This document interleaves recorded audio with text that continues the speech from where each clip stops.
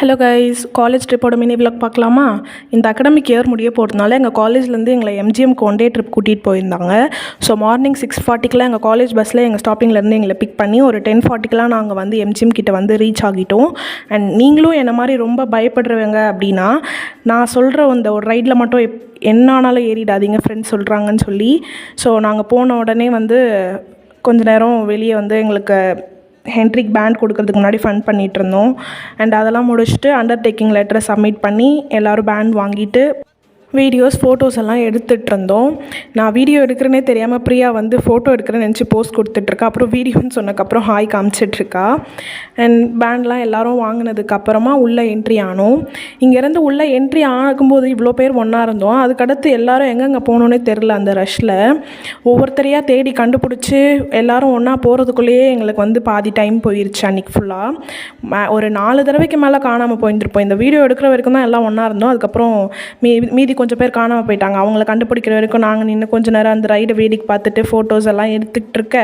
அப்புறம் ஒரு வழியாக எல்லோரையும் தேடி கண்டுபிடிச்சி ஃபர்ஸ்ட் நாங்கள் போன ரைடு வந்துட்டு இந்த டகடா அப்படின்னு சொல்லி ஒரு ரைட் போனோம். இது அந்த அளவுக்கு பயமாக இல்லை. ஆனால் இதுக்கே வந்து என் ஜூனியர்லாம் வந்து ஒரே பயத்தில் நின்றுட்டு இருந்தான். நானே ஒரு பயந்த கேஸ்னால் இவள் என்னோட பயந்தவளாக இருக்காளே அப்படின்னு சொல்லிட்டு அவளுக்கு எங்கள் சீனியர் ஆறுதல் சொல்ல ஒரே ஃபன்னாக இருந்துச்சு. அண்ட் கொஞ்ச நேரம் வெயிட் பண்ணி அதுக்கப்புறம் இந்த ரைடுக்கு வந்து நாங்கள் போனோம். இந்த ரைட் போய் முடிச்சக்கப்புறம் நெக்ஸ்ட் இன்னொரு ரைடுக்கு போனோம். ஆனால் ஒவ்வொரு ரைடுக்கும் வெயிட் பண்ணுற டைமிங் தான் வந்து ரொம்ப அதிகமாக இருந்துச்சு. ஒரு 2 to 3 minutes தான் வந்து அந்த ரைடில் வந்து ப்ளே பண்ண முடியுது. ஆனால் வெயிட் பண்ணுற டைமிங் வந்து எங்களுக்கு வந்து ரொம்ப ஜாஸ்தியாக இருந்துச்சு. மேக்ஸிமம் ஒரு 4 to 5 ரைட்ஸ் தான் போயிருப்போம். அதுக்கப்புறம் வாட்டர் கேம்ஸ் விளையாட போயிட்டோம்.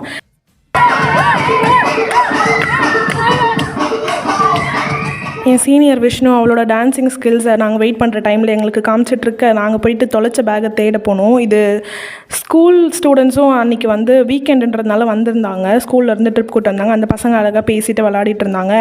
அண்ட் அதுக்கடுத்து இன்னொரு ரைட் போயிட்டு நாங்கள் வந்து எங்களுக்கு அங்கே லஞ்ச் வந்து அரேஞ்ச் பண்ணியிருந்தாங்க. பிரியாணி, ஐஸ்கிரீம்லாம் ப்ரொவைட் பண்ணாங்க. அதெல்லாம் சாப்பிட்டுட்டு நெக்ஸ்ட்டு வந்து வாட்டர் கேம்ஸ் விளையாடுறதுக்கு வந்து கிளம்பிட்டோம். ஃபர்ஸ்ட்டு நானும் என்னோட ஜூனியர் வெண்ணிலாவும் ட்ரெஸ் எல்லாம் சேஞ்ச் பண்ணிட்டு வந்து வெயிட் பண்ணிட்டுருக்கேன். அப்புறம் எல்லாருமே வந்துட்டாங்க.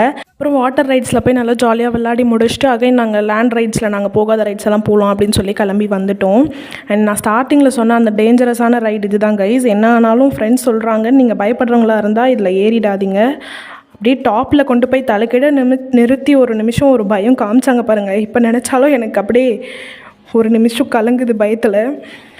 ஸோ இதெல்லாம் போய் முடிச்சுட்டு திங்ஸ் கொஞ்சம் வாங்கலான்னு போய் மறுபடியும் என்னோடய ஃப்ரெண்ட்ஸை தொலைச்சிட்டோம். அண்ட் நாங்கள் வந்து வெளியே வெயிட் பண்ணிகிட்ருக்க அவங்க எல்லாம் வந்ததும் பஸ்ஸுக்கு போயிட்டு ரிட்டன் வீட்டுக்கும் கிளம்பிட்டோம். One of the memorable day with my favourite people. Bye guys.